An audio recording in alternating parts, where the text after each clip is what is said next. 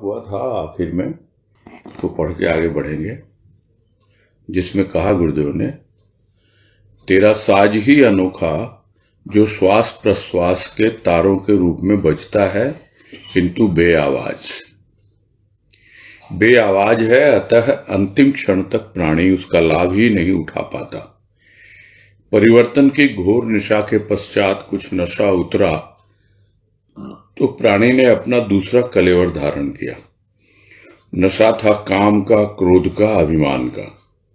पट परिवर्तन हुआ अन्य कलेवर के रूप में, किंतु कपट तो दूर न हुआ हृदय से। और साज की आवाज, चूंकि वह बेआवाज थी, अतः सुन न पाया कुछ ऐसा पाया कि सब कुछ गंवाया और हाथ कुछ न आया दुख चिर संगिनी चिंता के साथ। हाथ पर हाथ धरकर बैठ गया प्राणी, क्योंकि चिंता ने उसके हृदय पर आक्रमण किया था।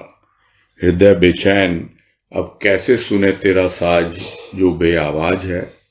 तेरे राज में रहने वाला मानव न माने और न नवे अर्थात नमन करे, वह तेरा राज अर्थात रहस्य कैसे समझे। और यही भाव लिया गया था कि अनोखा है वो साज जो श्वास प्रश्वास के जो तार हैं जैसे झंकृत होते हैं, उनसे जो आवाज निकलती है वो बेआवाज होती है, पता नहीं लगता, किंतु फिर भी बजती ही रहती है, इसलिए वो अनोखी है। और बेआवाज है, कुछ सुनाई नहीं देती इन कानों से, और अनुभव भी का प्राप्त करना बहुत कठिन कार्य होता है। इसलिए अंतिम क्षण तक प्राणी उसका लाभ ही नहीं उठा पाता, यानी जीवन की अवधि पूरी हो जाती है, फिर भी वो जो साज बज रहा है श्वास प्रश्वास के तारों के रूप में और बेआवाज बज रहा है, उसका लाभ नहीं उठा पाता प्राणी। अब तो समय पूरा हो गया, जीवन की घोर निशा आ गई, अंतिम घड़ी आ गई, तब थोड़ा सा होश में आता है। जो नशा होता है काम का, क्रोध का, अभिमान का, जो जीवन भर उसके ऊपर चढ़ा रहा, किंतु तब तक तो दूसरा कलेवर धारण करने की घड़ी आ गई। फिर दूसरा कलेवर धारण किया, पट भी परिवर्तन हो गया। पट यानी वस्त्र बदले गए, शरीर रूपी वस्त्र, शरीर रूपी कलेवर धारण किया दूसरा, और कपट फिर भी बना रहा। वो कपट यानी भीतर और बाहर की जो स्थिति एक होनी चाहिए वो हुई नहीं। कपट तो था ही, और काम क्रोध और अभिमान का जो नशा था वो भी चढ़ा ही रहा। इसलिए साज और साज की आवाज सुन नहीं पाया, क्योंकि बेआवाज थी। तो सुन नहीं पाया तो कुछ तो पाया उसने, हाँ ऐसा पाया कि जो कुछ भी उसकी पूंजी थी वो भी गंवा बैठा, सब कुछ गंवा बैठा। और हाथ तो उसके कुछ भी नहीं आया, खाली हाथ आया था, खाली हाथ जा रहा था, फिर आया, फिर वही जीवन। अब जब आया तो साथ में उस चिंता को लेके आया जो उसके साथ में पिछले जन्म में भी लगी हुई थी। वो उसकी चिर संगिनी थी, हमेशा हमेशा साथ रहने वाली थी। उस जीवन की कोई चिर संगिनी होगी उसकी, जिसके साथ उसने कस्में खाई होंगी कि साथ फेरे लिए होंगे, जन्म जन्म साथ निभाएंगे तुम्हारा, किंतु वो तो उसी जन्म में छूट गई। चिंता साथ बनी रही, चिर संगिनी बनी रही दुख की, क्योंकि दुख और चिंता ये साथ साथ हमेशा चलते ही रहते हैं।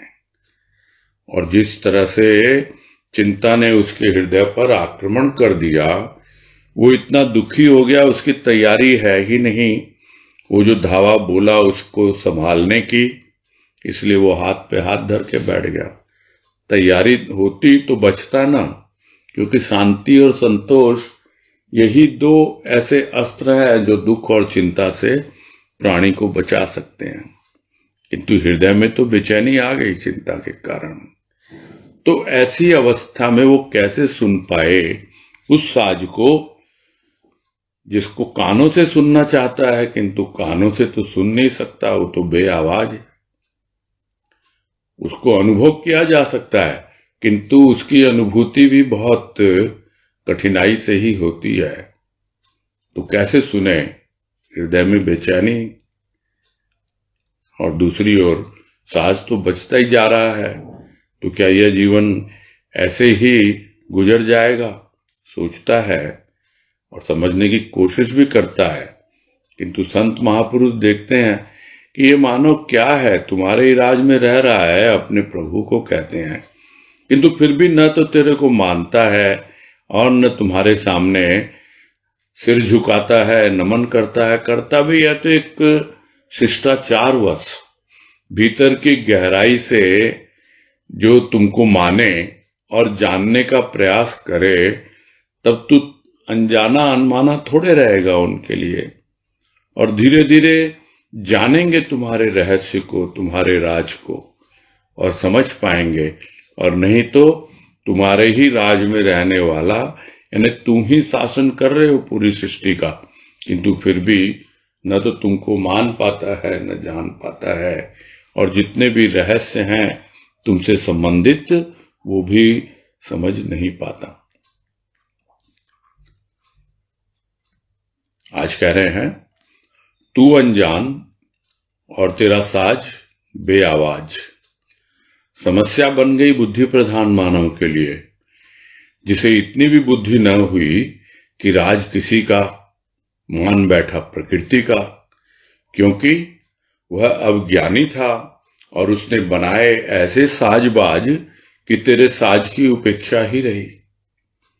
प्रकृति के राज अर्थात रहस्य को तो कुछ अंशों में समझा, किंतु तेरा राज और साज उपेक्षित ही रहा इसी जगत में अनेक प्राणियों के वेश में, किंतु रिहा अर्थात मुक्त न हो सका चिंता से, दुख से।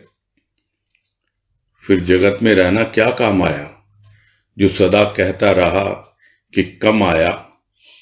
जो कुछ उसने जग में कमाया, इसीलिए गम आया, क्योंकि कम आया कहना कभी न छोड़ा।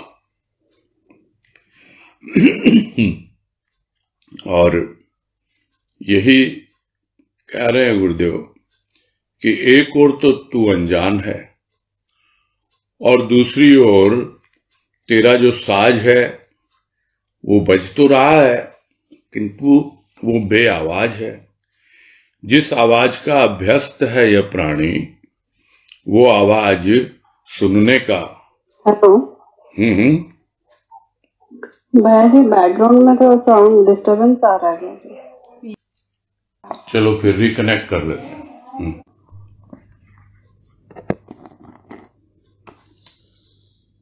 हाँ, तो जो बातें हो रही थी कि एक और तो तू अनजान है और तेरा साज जो है वो भी बेआवाज बज रहा है, और जिस आवाज का अभ्यस्त है प्राणी, वो आवाज समझ में नहीं आती या सुनाई ही नहीं देती, अनुभव में ही नहीं आती। तो जो बुद्धि प्रधान मानव है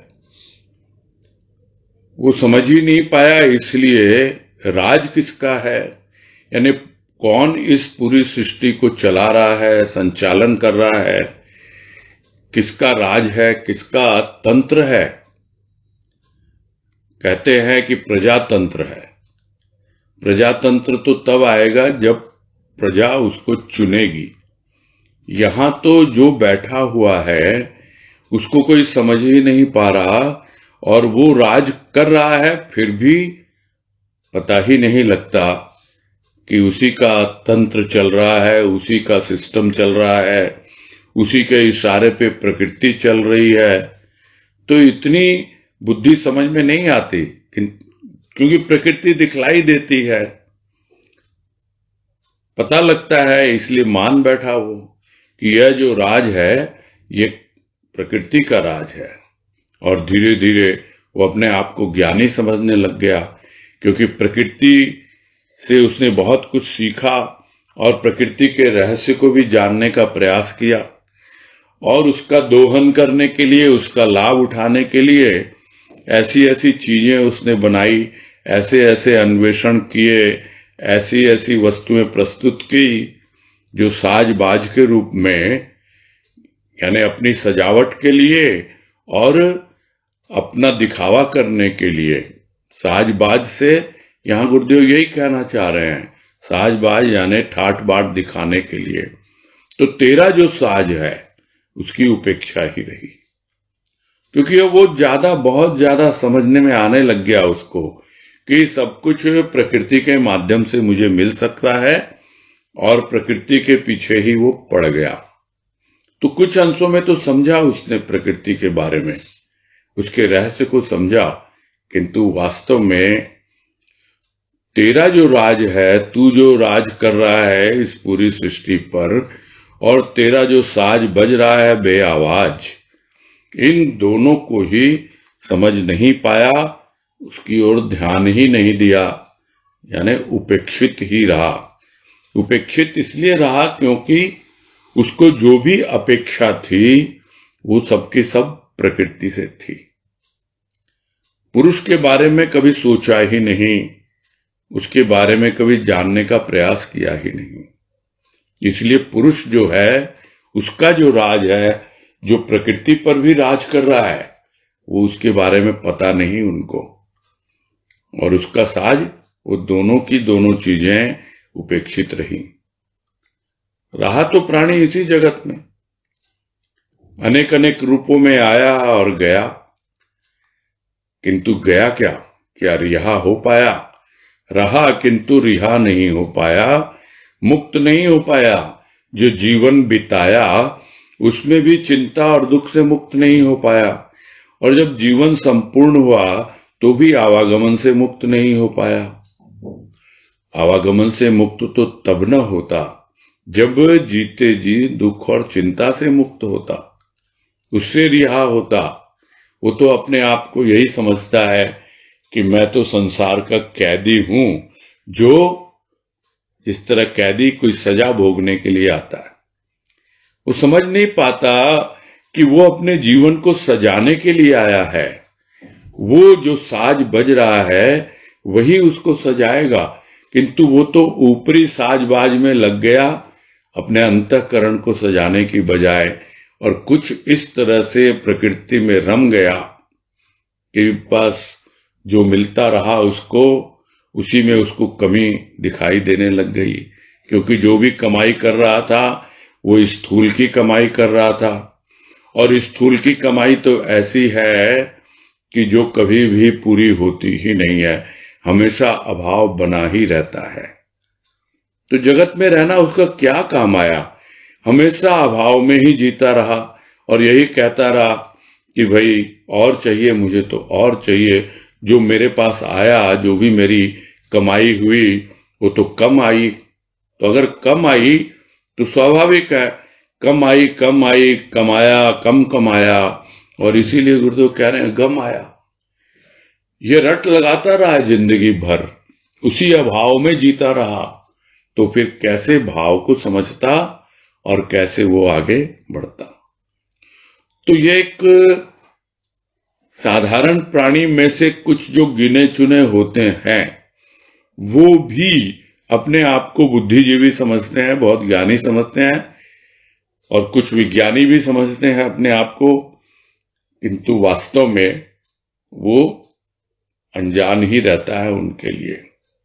और उसकी आवाज जो बेआवाज, वो भी सुनाई नहीं पड़ती है, क्योंकि बुद्धि प्रधान है।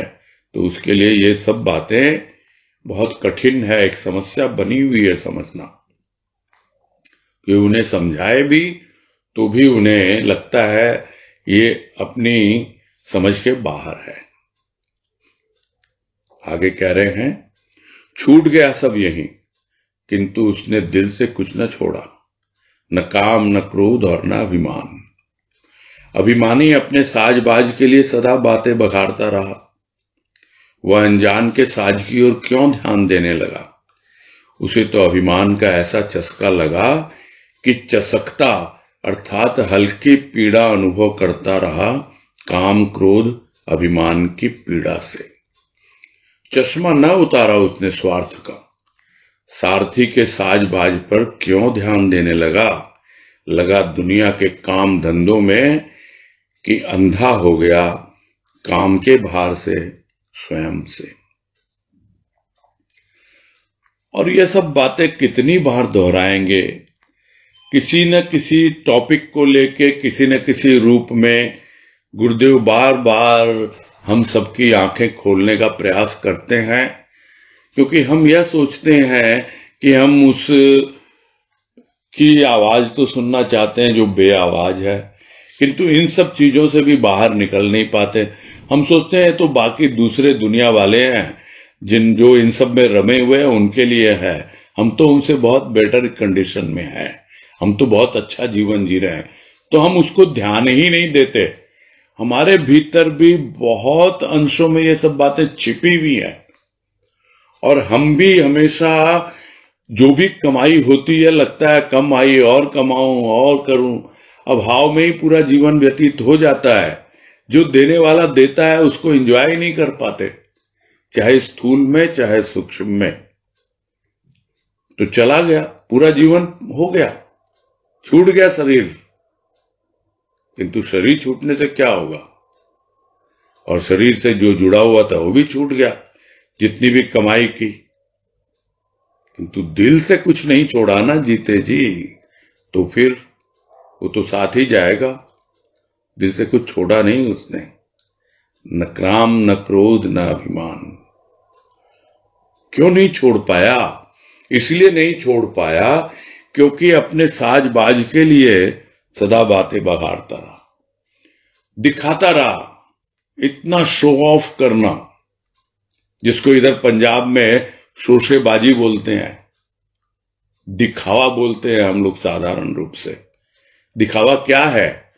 और करता रहूं, और उसको जस्टिफाई करता है प्राणी कि भाई करना पड़ता है, दुनिया में यही हो रहा है। क्या हम अपना स्टैंडर्ड ऑफ लिविंग नहीं ऊपर नहीं करें? क्या हम अपने पड़ोसियों को शो ऑफ नहीं करें? अरे उसने इतनी बढ़िया इतने हाई मॉडल की गाड़ी ले ली, क्या हम न लें? इन्हीं सब में उलझा हुआ रहता है जो अभिमान से पूरी तरह आविष्ठित है और अपने अहंकार का प्रदर्शन करता है साजबाज के रूप में। और जब कभी कोई बातें करेगा उससे, वो इन्हीं सब बातों को कहेगा। ये फर्नीचर मैंने यहां से लिया, इतने में लिया, ऐसा है वैसा है, ये गाड़ी देखो, वो देखो, बेटी का ब्याह किया, इतना लगा दिया मैंने, और इसमें ये खर्च किया, वो जाके डेस्टिनेशन वेडिंग करी मैंने। ये सब बड़े प्रचलन हो गए हैं आजकल। हम सोचते हैं हम इन सब से अलग हैं, नहीं। हम सोचते हैं गुरुदेव ये सब लिख रहे हैं दूसरों के लिए, नहीं, हम भी इनमें शामिल हैं, यदि हम समझ पाए तो। और नहीं तो फिर ठीक है, वो तो लिख के चले गए, और हम भी पढ़ रहे हैं, अभी समझने का प्रयास भी कर रहे हैं, किंतु कितना समझ पा रहे हैं और कितना उसको अपने जीवन में उतार पा रहे हैं, उसका तो हमारा अंतःकरण ही गवाह है, वही उसका साक्षी है। तो जो अभिमानी है वो तो दिखाता रहेगा, अपना साजबाज का बखारता रहेगा, ज्ञान बघाड़ता रहेगा, ऊपर से और भीतर से अपना जो कुछ भी कमाई है उसको दिखाएगा और कहेगा फिर भी भीतर ही भीतर कम आई कम आई। तो वो अनजान के साज की ओर क्यों ध्यान देने लगा कि उस अनजान ने ये सृष्टि कितनी सुंदर सृष्टि बनाई है, ये प्रकृति कितनी सुंदर है, कैसे सजा रखा है इसको, फूलों से, घास से, हरियाली से, पहाड़ों से, नदियों से, इन और कहां स्थूल प्रकृति पे ध्यान देता है। और सूक्ष्म प्रकृति में तो भरा हुआ है अभिमान, काम और क्रोध। तो कैसे समझ पाएगा वो क्यों ध्यान देने लगा अनजान के साज की ओर। उसे तो अभिमान का ऐसा चस्का लगा हुआ है, दिखावा करने का चस्का लग जाता है लोगों को, छोटी छोटी बातें, और उसको वो अचीवमेंट मानते हैं अपना। देखो हमने ये अचीव किया, हमने ये अचीव किया, और सोशल मीडिया आ गया आजकल, इसमें तो इतना ज्यादा शो ऑफ का चलन, क्योंकि जो आप दिखाते हैं लोग वही मान लेते हैं। आप वास्तव में क्या हैं कौन जानता है, और इसलिए इन सब बातों को और प्रश्रय मिलता है कि उसको चस्का लग गया अपने अभिमान का, और भीतर ही भीतर जो पीड़ा उसको है समझ नहीं पाता, वो हल्की पीड़ा जो हमेशा उसे चुभती रहती है। किसकी है वो? काम की, क्रोध की, अभिमान की पीड़ा है। समझ नहीं पाता है कि जब तक काम, क्रोध और अभिमान,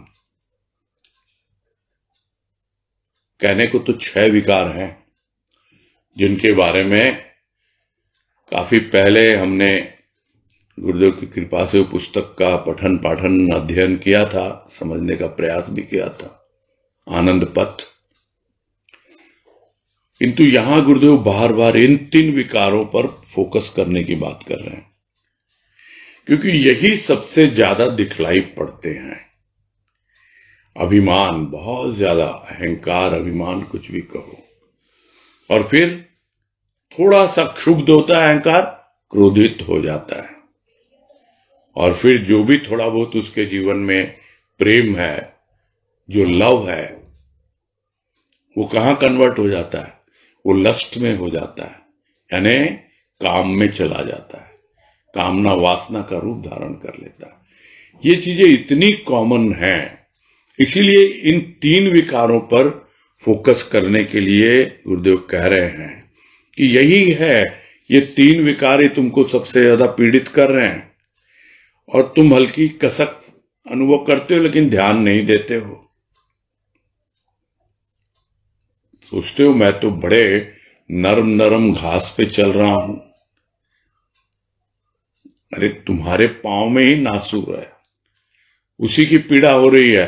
कितनी नरम घास पे चलो तुम तो समझ रहे हो मैं तो सत्संग कर रहा हूं, किंतु ये जो हल्की पीड़ा है ये कैसी है पता ही नहीं लगता।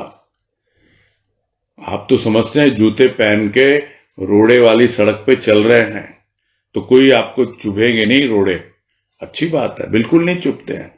किंतु यदि जूते के भीतर एक छोटा सा कंकर भी घुस जाए, उसका पता लगेगा कब? जब जूता उतारोगे। जब यह अभिमान, काम, क्रोध यह उतरेगा ना, तब मालूम पड़ेगा कि इसी की कसक थी और हम उस जूते को उतारना चाहते नहीं, पहन के रखे, कोई दूसरा बताए भी कि इसी की पीड़ा है, कसक किसी की है तुम्हारे भीतर, वो भी हमको समझ में नहीं आती, और नहीं चश्मा उतारते हैं स्वार्थ का। तो ये स्वार्थ और अहंकार, इसकी बातें तो हमेशा होती ही रहती हैं। तो अगर स्वार्थ का चश्मा लगा हुआ है तो जो उसके जीवन रथ को हाँक रहा है, चला रहा है सारथी के रूप में, उसके साज बाज पर क्यों ध्यान देने लगा कि किस तरह उसने सजा रखा है अपने आप को, अपनी प्रकृति को, और किस तरह से वो इतना पूरी सृष्टि का राजा बन के बैठा है, पूरी सृष्टि पे राज कर रहा है। वो क्यों उस ओर ध्यान देने लगा? वो तो स्वार्थ के चश्मे से ही देखता है, तो इसलिए सारथी के साजबाज पर ध्यान नहीं दे पाता है, बस लग गया दुनिया के काम धंधे में, उसी में बिजी रहता है, सुबह से शाम, शाम से सुबह, रात को ठीक से नींद भी नहीं आती, और अंधा हो गया, कुछ दिखलाई नहीं पड़ता है। पहले तो चश्मा लगाता था, अब ऐसा चश्मा लग गया कि चश्मे की जरूरत ही नहीं है, जब देख ही नहीं पाता तो चश्मा क्या काम आएगा। किससे अंधा हो गया? काम के भार से अंधा हो गया। इतना बोझ ले लिया तो काम का भार है, फिर स्वयं से अंधा हो गया, अपने आप को ही नहीं जानता वो कि कैसा जीवन मैं जी रहा हूं, कैसा चल रहा है मेरा जीवन, क्या हो रहा है मेरे साथ। देखने की फुर्सत ही नहीं है उसको। सर पे इतना काम का बोझ है और अपने आप को जानने की, पहचानने की, समझने की कोई चेष्टा ही नहीं है। तो फिर जो सारथी का साजबाज है, जो कुछ है पूरी प्रकृति में, सृष्टि में, उसके भीतर बाहर कितनी संभावनाएं छिपी हुई हैं, तो उन संभावनाओं को समझने की, सोचने की कोई भावना ही नहीं है उसके भीतर। दबा जा रहा है बोझ से। और यही समझा रहे हैं गुरुदेव। आगे कह रहे हैं, स्वयं अंधा न था, वह तो बंदा था खुदा का, किंतु जो खुद को न जाने उसे खुदा से क्या वास्ता। और पकड़ा ऐसा रास्ता जो बीहड़ था जीवन के लिए। अब कहां तेरा साज और कहां तेरा राज। राज था कामना का, वासना का, जो सना हुआ था दुख चिंता से।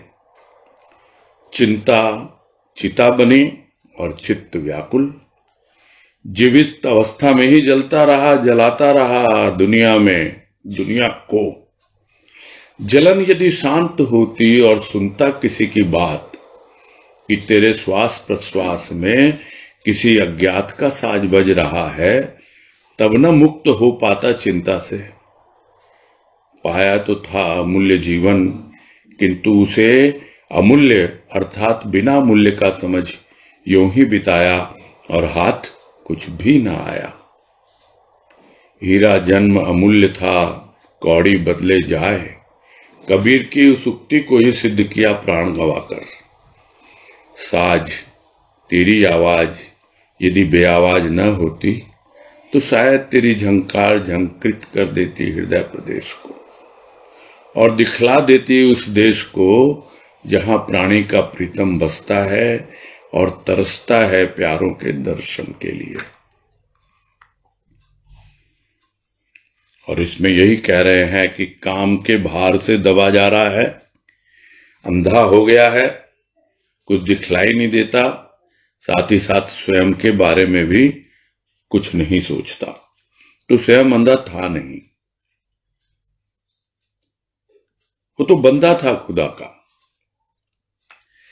तो खुदा का बंदा है तो कम से कम खुद को जानना तो शुरू करे।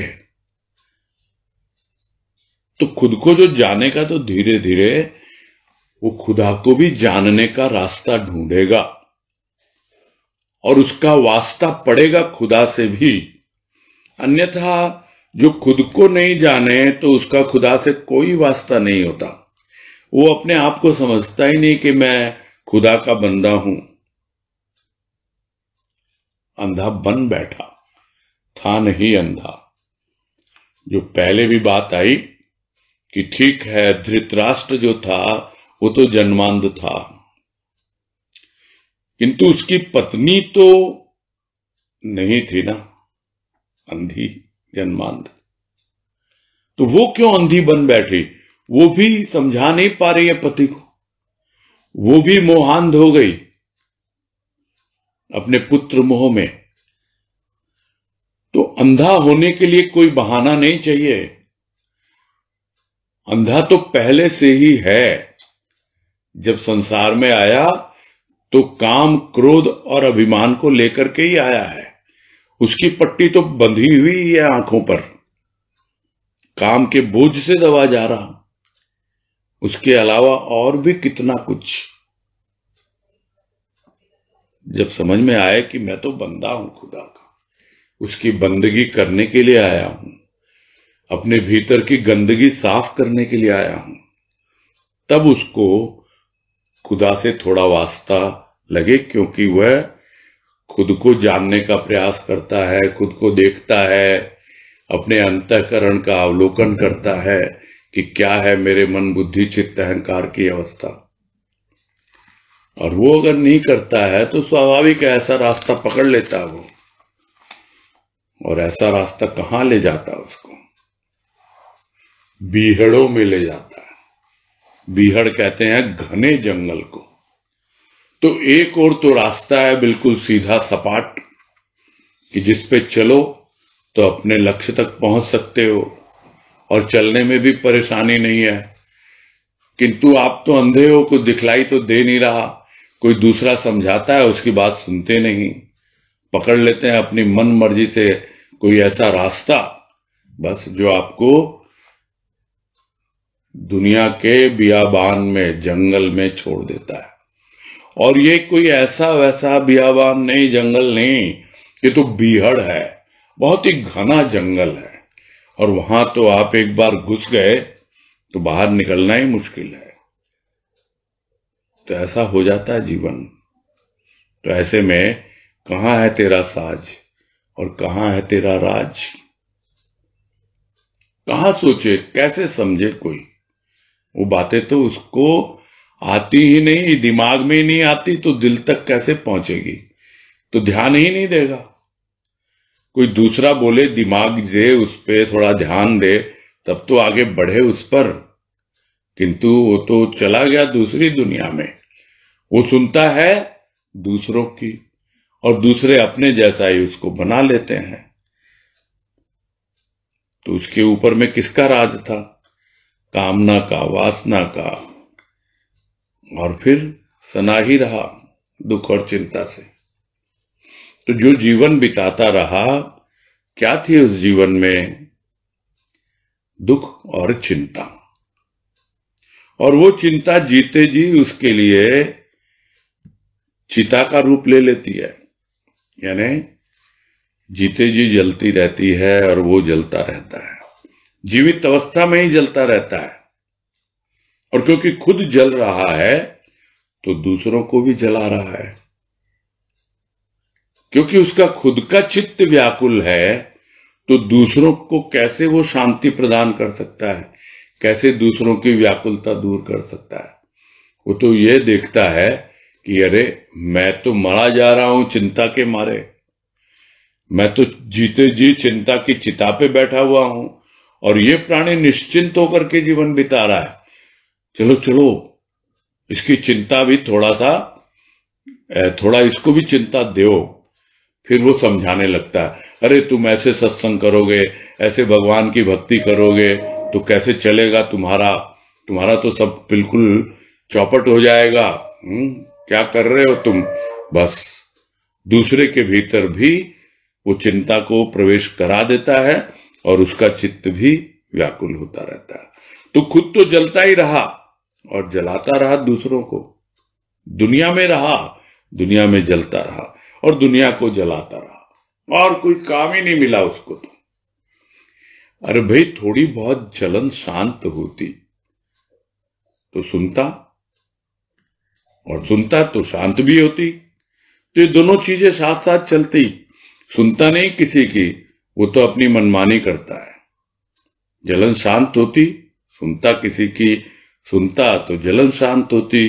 और ये सुनता कि हाँ भाई तेरे सांस प्रश्वास में अज्ञात का साज बज रहा है, और उस पर ध्यान देता। सिर्फ सुनता ही नहीं, कानों से ध्यान भी देता अपने भीतर से, और उस पे आगे बढ़ता। तब धीरे धीरे तू चिंता से मुक्त हो पाता। और नहीं तो दुख और चिंता तो चिर संगिनी बनी रहती है। पट परिवर्तन हो जाते हैं, नवीन कलेवर धारण कर लेता है प्राणी, किंतु चिंता और दुख से मुक्त नहीं हो पाता है। पाता है जीवन, फिर से मिला अमूल्य जीवन, किंतु उसका मोल ही नहीं समझा, क्योंकि वो अमूल्य था। मोल लगाता कैसे? मोल लगाने में लग गया। मेरे क्या जीवन का मोल है? हाँ है ना, मेरी इतनी उम्र हो गई और इतने साल से मैं बिजनेस कर रहा हूं, और देखो मैंने इतनी कमाई की है, यही उसका मोल है। वो इतने वर्षों तक जो कुछ किया उसका मोल बिल्कुल इतना सा ही है। समझ नहीं पाता कि वास्तव में मूल्य क्या होता है। अमूल्य है जीवन, और उसने समझा ही नहीं, मूल्य का समझा ही नहीं उसको, यूं ही बिता दिया, यूं ही बिता दिया। यानी उसकी सोच में कुछ और मूल्य आ गई चीजें। किसी को बोलो भाई इसका क्या भाव है, तो वो वस्तुओं का भाव समझते हैं। अरे यहां पूछने वाला पूछ रहा है कि उसके भाव की क्या स्थिति है, यानी उसके भीतर जो भाव है उसका भाव क्या, उसका धरातल क्या है, समझने वाला समझेगा उसका क्या भाव है। नहीं तो लोग यही समझते हैं कि अच्छा कौन से शेयर का क्या भाव है, उसका क्या मूल्य है। अरे ये सब मूल्य, इसी में तो सारा जीवन खप गया, क्या बाकी रह गया। अमूल्य है ये जीवन, क्या मोल लगाओगे इसका। जो कबीर ने कहा कि हीरा जन्म अमोल था, कौड़ी बदले जाए। अनमोल था, अमोल था, अमूल्य था, कुछ भी कहें हम, किंतु मूल्य समझना इतना आसान नहीं है। हां, बिना मूल्य का समझ लिया वो बड़ा आसान, तभी तो हम इसको दूसरी ओर लगा देते हैं। उसी उक्ति को सिद्ध करता न जाने कितनी बार जन्म ग्रहण करता है। हीरे जैसा जन्म है, किंतु क्या बोलते हैं उसको, हीरा हराए गयो कचरे में। हराए गयो, खो गया वो हीरा, कचरे में खो गया, तो क्या मूल्य करेगा। हीरे को समझा ही नहीं। कोई जौहरी मिलता, देखता, परखता, बतलाता, और अगर मिल गया जौहरी, वो मूल्य बता रहा है कि हां भाई तुम्हारे भीतर भी क्षमता है, तुम भी जो बेआवाज जो आवाज हो रही है उस साज की, और जिसका राज पूरी सृष्टि में है वही तुम्हारे हृदय पर भी राज करता है। बढ़ो, खोजो उसको, अनुभव करो, तब न समझ में आता। नहीं तो जो होता आ रहा है साज, तेरी आवाज, वो बेआवाज ही बनी रहती है। और शायद यही लगता है बेआवाज नहीं होती तो शायद झंकृत कर देती भीतर हृदय प्रदेश को, किंतु कैसे झंकृत करे, वो तो कानों से सुनना चाहता है। हृदय में जो झंकार होती है वो तो रोम रोम तक पहुंच जाती है। यही तो उसकी पहचान है कि जैसे ही हृदय में उस बेआवाज के साज की आवाज झंकृत हुई नहीं कि रोम रोम झंकृत हो उठा, तो प्रथम हृदय प्रदेश को झंकृत करती है और धीरे धीरे दिखला देती है उस देश को कि जिसको तुम ढूंढ रहे हो न जाने कहां कहां, वो तो तुम्हारे रोम रोम में ही रमा हुआ है। उस देश को दिखला देती जहां प्राणी का प्रीतम बसता है और तरसता है प्यारों के दर्शन के लिए, कि मैं तो तेरे हृदय प्रदेश में बसता हूं, वहीं राज करता हूं। अब तूने मेरा दर्शन किया क्योंकि तू मुझे प्यार करता है, मैं तुझे प्यार करता हूं और मैं तरसता रहा इतने दिनों, कब मेरा प्रिय आए मेरे दर्शन के लिए। तो हम यह न समझे कि हम ही उसके दर्शन के प्यासे हैं, वो भी हमारे दर्शन का प्यासा है, बशर्ते हम उससे प्यार करें। जब आप हमसे प्यार करते हैं तो अपने आप ही वो प्यार की प्यास पैदा हो जाती है। ये तो प्रेम की अगन ऐसी है जो दोनों तरफ बराबर लगती है। एक उसको दिखाने में लग जाता है और दूसरा उसको समझाने में लग जाता है कि वही आग तुम्हारे भीतर, वही आग मेरे भीतर। यही तो उसकी निशानी है, पहचान है कि इस दिल में जो अग्नि है, आंखों में जो पानी है, कैसे कहूं मेरे प्रभु यह तेरी निशानी है। यही तो पहचान है कि मेरे हृदय में तुम्हारा प्रेम समाया हुआ, वो प्रेम का ही साम्राज्य है मेरे हृदय में।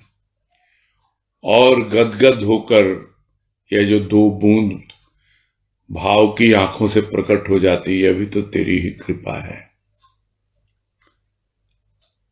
तो तरसता है वो अपने प्यारों के दर्शन के लिए, और जब झंकृत होता है हृदय प्रदेश, तब देख पाता है उस देश को।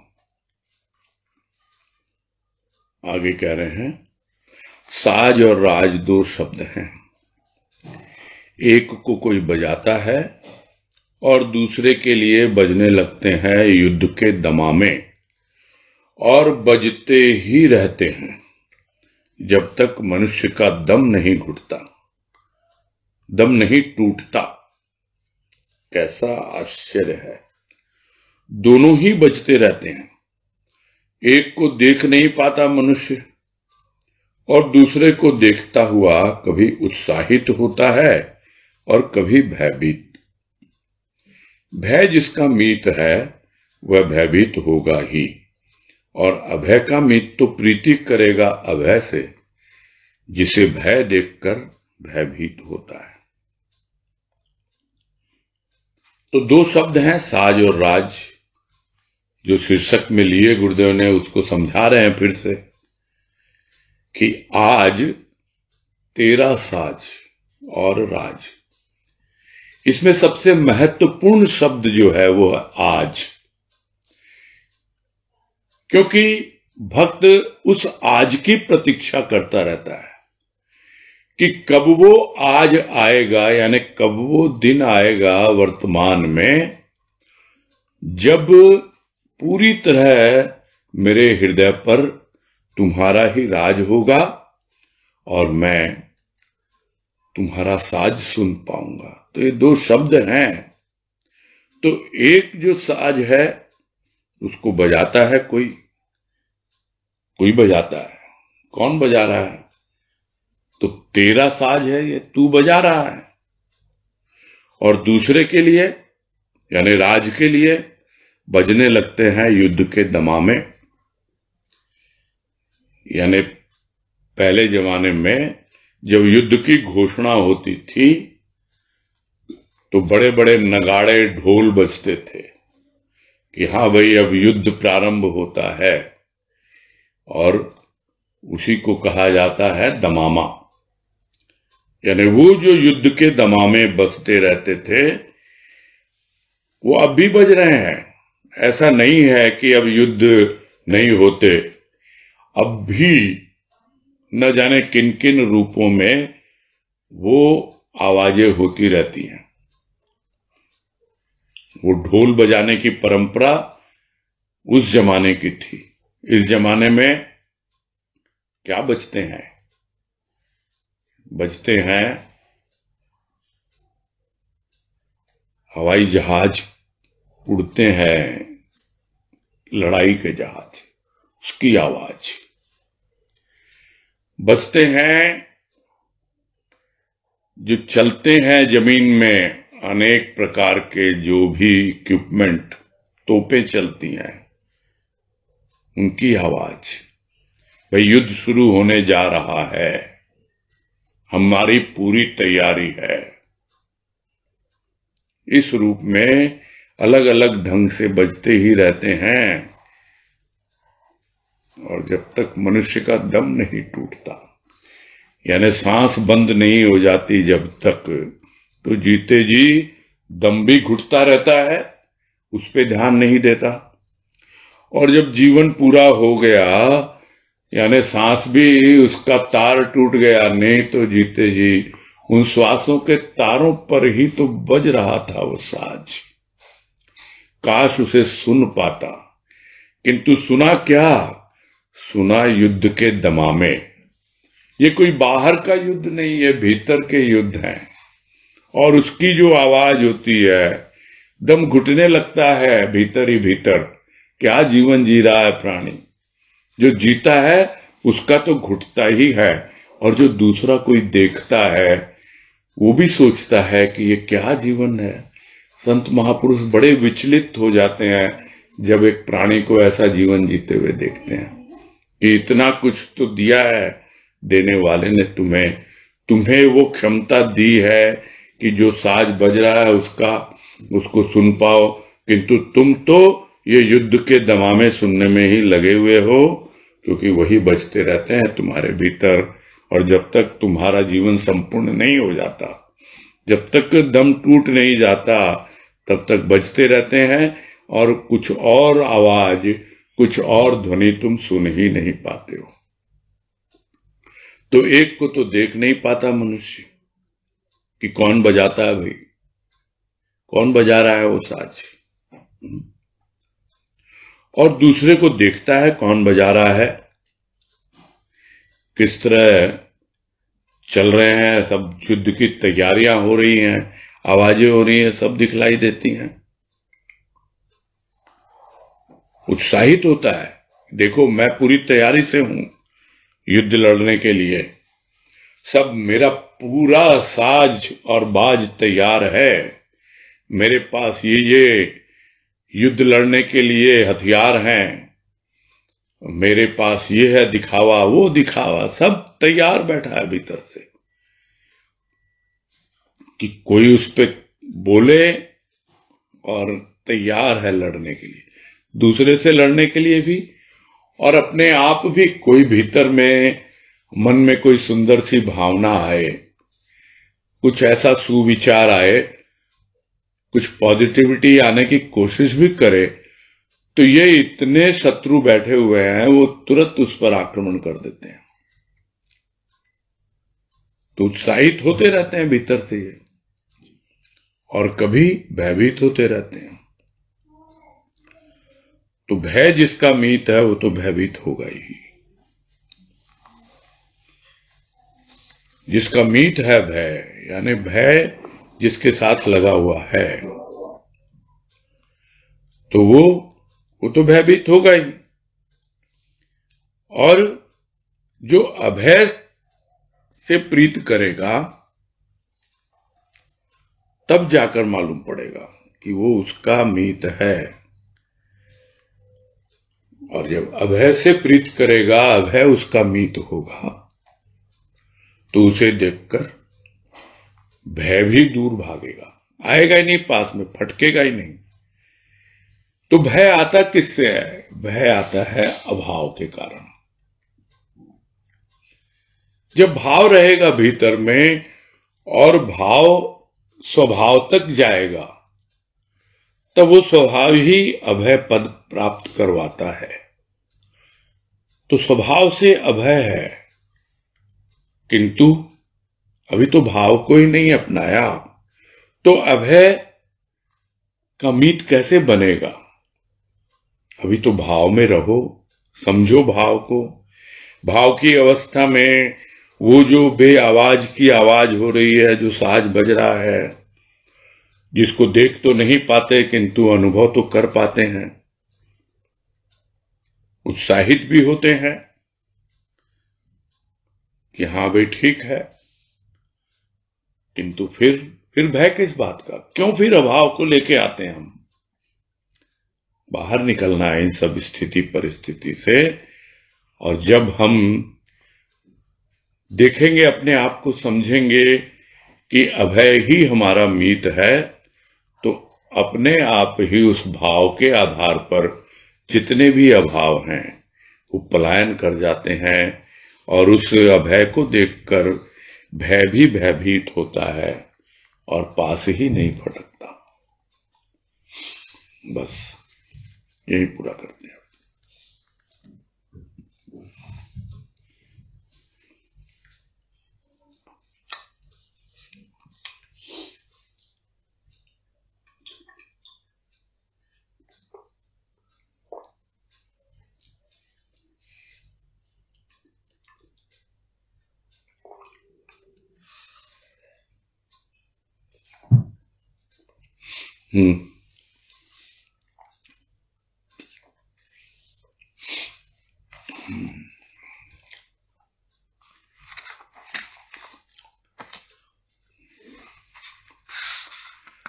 पुराने जमाने में एक आती थी ना बैटरी, क्या नाम था, एवर रेडी। तो यही नाम देते हैं अब इसको, तनुश्री शर्मा एवर रेडी। बोलो तनुश्री। प्रणाम भैया। हाँ नमस्कार, बोलो।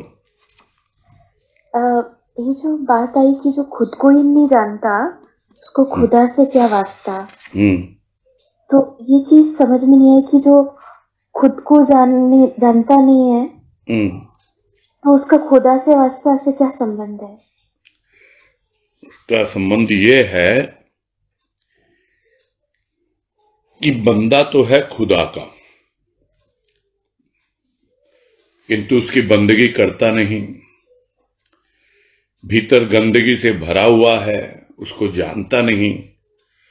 तो जैसे जैसे वो गंदगी दूर करने के लिए बंदगी करेगा, खुदा की बंदगी करेगा, तब वो खुद को जानने की दिशा में आगे बढ़ेगा।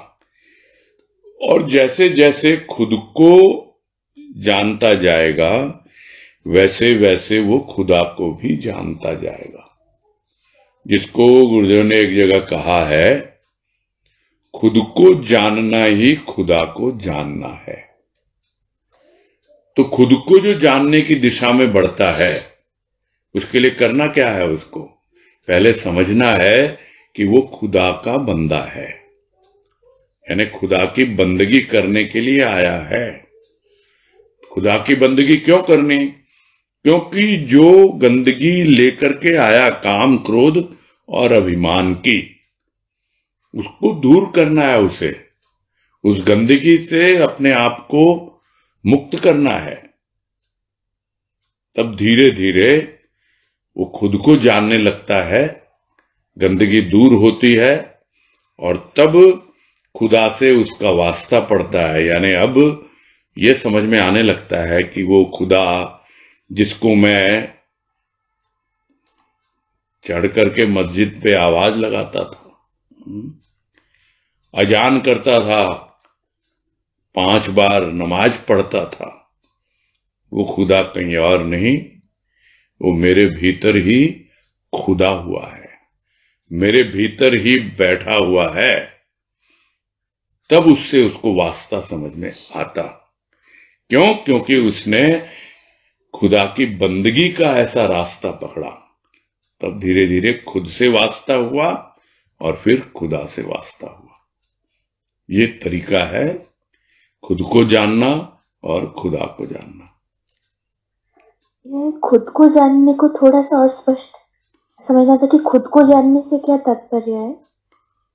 खुद को जानना यानी अपने भीतर की यात्रा, अंतर यात्रा, अपने अंतःकरण क्या है, मन बुद्धि चित्त अहंकार, क्या मेरे मन की अवस्था, बुद्धि की, चित्त की, अहंकार की, ये है खुद को जानना। हम खुद को क्या जानते हैं? बस अपने चेहरे को जानते हैं, बस, इससे ज्यादा क्या जानते हैं? दूसरे को भी चेहरे से ही जानते हैं, इससे ज्यादा क्या जानते हैं हम? इसीलिए तो क्या कहते हैं, वो कौन सा गाना है कि दिल को देखो चेहरा ना देखो, चेहरों ने लाखों को लूटा।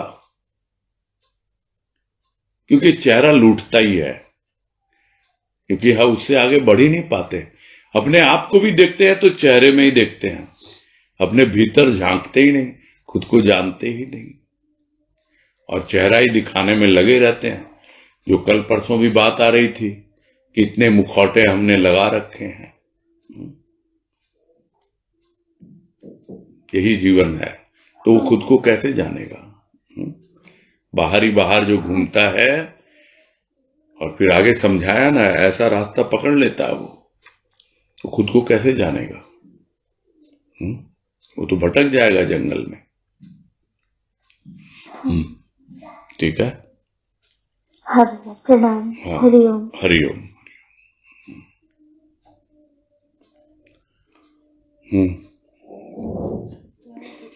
हाँ, हैंड रेस तो किया था सुधा तुलसियान ने। हाँ चलो, छोटी सी बात होगी तो कर लेंगे। बोलिए। हाँ बोलिए।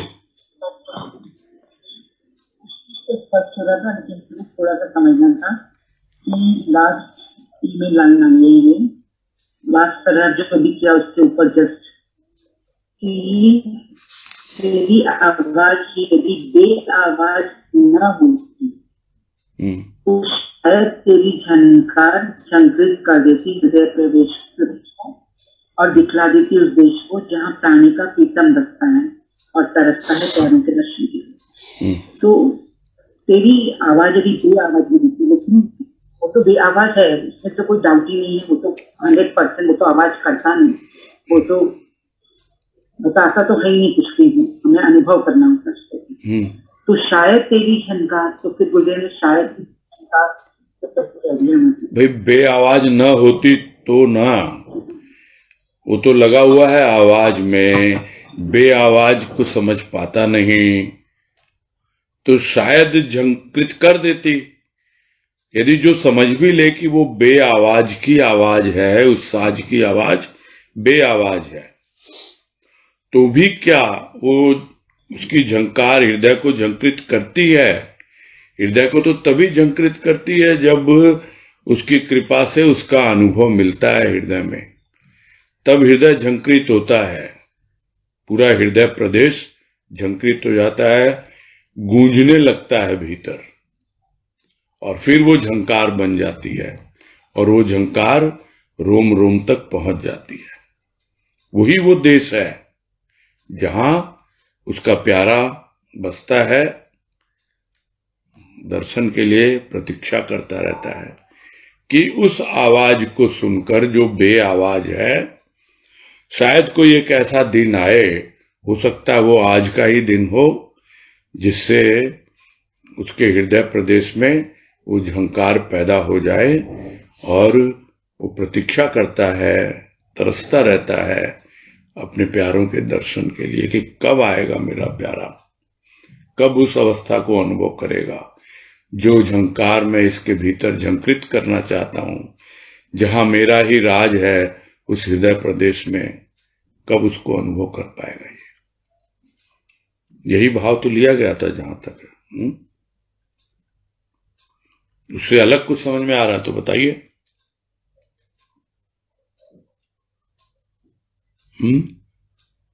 क्या हुआ, डिस्कनेक्ट हो गया? भैया उनका डिस्कनेक्ट हो गया है। हाँ वही समझ में आ रहा है। ठीक है, फिर पूरा करते हैं।